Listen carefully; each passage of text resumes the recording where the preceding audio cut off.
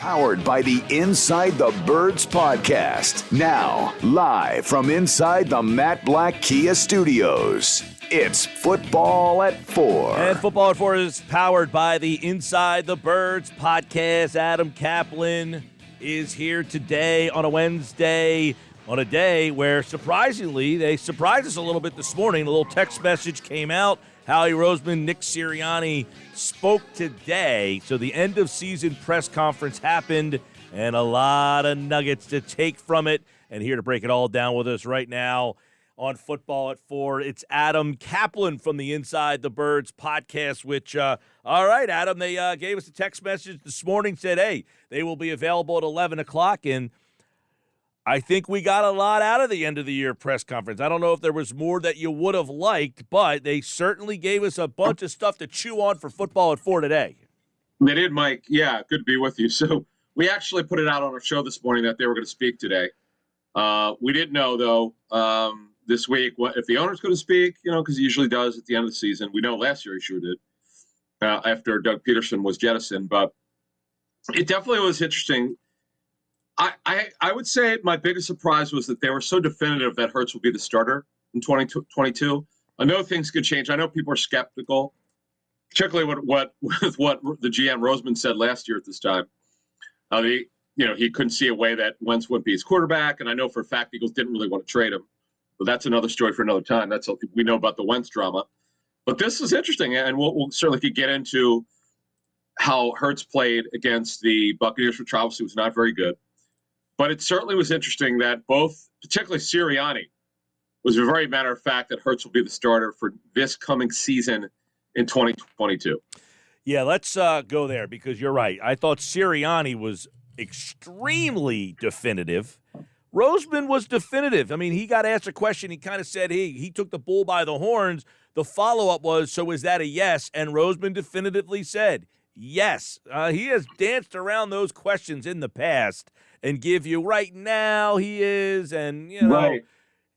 So do you feel pretty secure in saying, Adam, that Jalen Hurts will be the quarterback next year? No, I don't. I know I know I've covered this business 21 years, although this is interesting how definitive they were. But covering this particular team, I cover 32 teams, not just one, but knowing this organization team like I do, I know the owner is someone who is all about the franchise quarterback. Jeff and I detailed really very early, within a week after Hurts was drafted, we had heard that the owner was involved in this decision to draft Hurts, we were shocked as everyone else was. We still couldn't believe it. The Eagles, talking to them, they felt strongly that he'd be a great backup for Wentz for many years to come. How that changed, it will be in one of my books that I write, all 0 of them. But it's just remarkable that we're here. And despite the way he finished against Tampa, quite frankly, I know he had the foot injury that was part of kind of why the last quarter of the season he didn't play particularly well. But it was more not so good than good this season. But I think what they're banking on is work ethic, how much the game means to him, how much he's liked inside their building, how much he's respected, and they're willing to build on that. Now, again, the Eagles have 3 first-round picks. If I know their front office well, the GM, the owner, some of the guys who work for the GM, I know that they will have strong talks, and they have obviously had them. Now Sirianni will be part of them going forward. They're going to have to make a decision here. If there's a guy that they really like, and they'll determine this over the next 6 to 8 weeks, there's a quarterback they love, they're going to go get him. Nothing's stopping them. That's the thing fans need to understand. Right now, they feel that they'll go with Hurts as their starter. I've learned my lesson, and I'm not saying that in the moment that's not well. Yes, I believe that that's the case, Mike, that they would like to do that. But I know, A, how things change, and B, you don't know who's become available. That's the thing. They can't answer that because nobody knows if Russell Wilson or Aaron Rodgers, Deshaun Watson, we know that they were heavily involved in pursuing him. They backed off in the end. So you can't say that he's definitely going to be the starter. That's the way I would answer your question. Yeah, and how much, Adam, for the listeners out there, do you think anyway, cost is a factor here? That they don't have to pay Hurts and that they could build a lot around him. The whole Seattle didn't have to pay Russell Wilson. They built this Super Bowl team around him. And as soon as they had to pay Wilson, the team started to fall apart a little bit. How much is this? Let's see how much we can get from a quarterback while he's not getting paid a lot. Right, because he's cost effective. Right, I understand that. And when you really look at it, it's pretty incredible. For 2022, they've committed about $2.4 million to quarterbacks. I mean, that's, Flacco's off the books. Wentz is off the books. The only quarterbacks under contract were Jalen Hurts, Gardner Minshew, and the immortal Reed Sinnett, who actually is signed for next season with no guaranteed money in it. Minimum salary of $825,000. So yeah, it's cost control, about as good as it gets. With Hurts only making this season about $1.1 million for 2022. So yeah, he'll be the lowest paid starting quarterback in the NFL if he's the starter. It's pretty incredible, but it's a good point. But I think we all know this team very much. I highly doubt that even if we decide they're telling the truth, I find it hard to believe that they won't have a quarterback to compete against Hurts. Does that suggest that they let Minshew, because Minshew did go to the coach, he did admit that and asked, hey, how can I become the starter? Did they tell those two guys this will be an open? It doesn't sound like it. No, but what I'm talking more about in the draft, with three of those, they have 3 first-round picks. Jeff and I usually find out who they like. We were among the first people to talk about Rager. Among the last 2 or 3 years, just in terms of players they like, you're not going to get them all right, but we knew they were going to go in that direction. Doesn't look very good right now. That, by the way, that talk was interesting. I did think, though, another thing about this press conference today. I'm taking Sirianni and Roseman at their word, okay, with Hurts. Okay, fine. We'll accept that. That's where they're at right now. We can debate whether that'll wind up being the case or not, but that's where they are right now with Hurts. I'm a big Sirianni fan in terms of he tells you what he thinks. I thought they were real. They were real in Rager. I thought Roseman spoke very well on it. They told him what he need. They had to talk with him. That's how these exit interviews go. What's expected? Assume he's under contract. Assume he's on the roster. I thought this is a lot of nuggets, as you said. How about them not call? He called him their third passing option. Their number 2, Quez Watkins. Really? I was going to one of the questions I had for you, Adam, was to talk about the way Sirianni, I said, I don't know what the word count was, but he answered the wide receiver question longer than any other question he got. He talked about Smith is one of the few number 1 receivers in the league. He said that Watkins is one of the best number 2s that he's ever been around, and that Rager is a great playmaking number 3. And so he almost gave the illusion that we're okay with what we got here, guys. Mike, I couldn't believe it when he said that. Like, this is what, again, I appreciate the way Sirianni puts it out there, the way he feels. Whether he's completely being truthful, we'll never know. But I do remember when he said that one of Hurts' good games this season, he said was one of the best games he'd ever seen by a quarterback. And I'm like, you can't be serious. It was just a ridiculous point because it was not even remotely close to one of the best games he'd been around. He's been around some really good quarterbacks. So Phillip Rivers, by the way, being one of them. I just thought it was absurd that he said that. But you know what? Okay. That's the way he felt. That's what he was going to go with. Mm-hmm. Okay. But Quez Watkins is on a good team as a number 4 receiver. That's what he is. Yeah. He's not the most dependable guy. He's certainly improved. Okay, I'll give you that. He's certainly improved because of Rager's struggles and Ortega-Whiteside being a blocking receiver. And because Travis Fulgham fell off out of favor, cut him. John Hightower, by the way. The other nugget we learned this week is John Hightower's not on the football team anymore. He was not re-signed to a future contract. After his practice squad contract expired, he was a 5th-round pick. So this receiver position is so barren. I know that a lot of fans want Calvin Ridley. They want Mike Williams. And look, the Eagles will do something at receiver. You don't have to worry about that. I'd be careful of wishing for those guys. There's some issues with both players. So you have to know this stuff before you start throwing names out. But they're going to do something at receiver. They know they have to. May do 2 things. But they cannot go into training camp with this group. That would be a travesty. Yeah, I would agree. Now, for the fans out there who just say cut Rager, what are the challenges there? They're not cutting him. It's just not cutting a first-round pick after 2 years. I get it. He regressed where he showed some small promise after year one, particularly because he had 2 injuries. I think he's lost his own head. I don't know what's going on. I don't know the kid. I just know that he does not look like the same player that he did in college. That's what the tape shows us, Jeff Mosher and I. Mm-hmm. We know that because his tape was top 40 tape.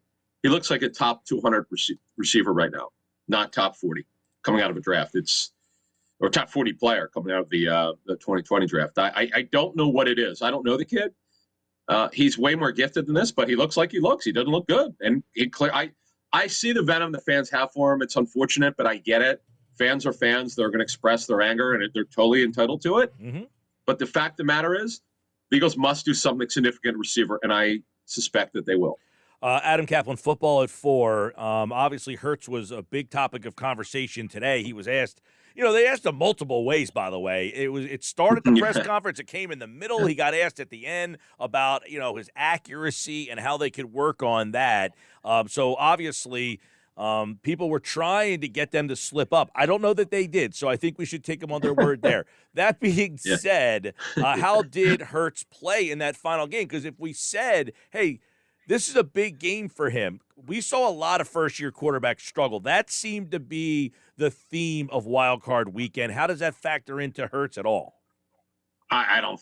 I mean, these guys are on the team. That's the new narrative for the Hurts people who back Hurts. How could you not mention other quarterbacks who struggled in the playoffs? Like as though that has anything to do with Jalen Hurts' performance? Right. I tried, as I said on our show that dropped this morning. I tried to be as fair as I could with the information that we received this week, which is pretty damning on Hurts' performance against the Bucs. It was not only was it his worst game as a professional by far, not even comparable on anything.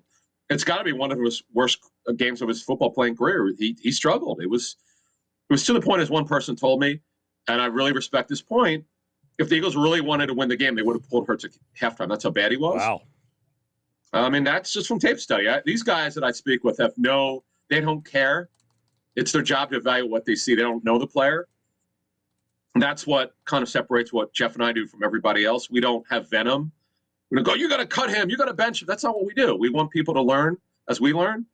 And I would have had no problem, but I think Mosher made a very good point.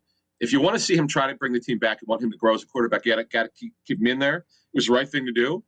But I do believe, not that you're going to bring them back from a 17-point deficit, but if they really wanted to try to win the game, I mean, you could have made the case for them to pull Hurts. Hurts obviously had his struggles in the game. They couldn't run the ball. That was a big problem for them. Yeah. And obviously that was their bread and butter all year. So I thought there was an interesting question. I don't know how you will kind of take a look at this moving forward, but Roseman was asked, hey, this was a running team this year. We've heard the narrative that they want to be a pass-first team, and he said our goal is to win. However that makes us happy.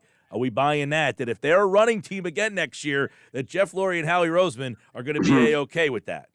Well, it's interesting. By the way, kudos to the media. I've had my criticisms of some of the questions that they asked. They're so self-serving sometimes, but I thought they did a great job, including our Mosher today, who probably asked the best question, but near the end of it. But no, the local media did a great job. So, look, the deal is long term. This is going to be a passing offense. It may not be in 2022 if Hurts is the quarterback. I don't know that you could be.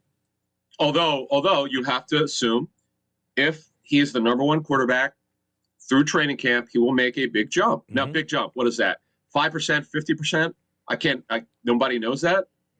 But if he is taking all the ones in the offseason through their offseason program, going to training camp, you have to assume that he's going to grow and he's going to get better. He's a super hard worker.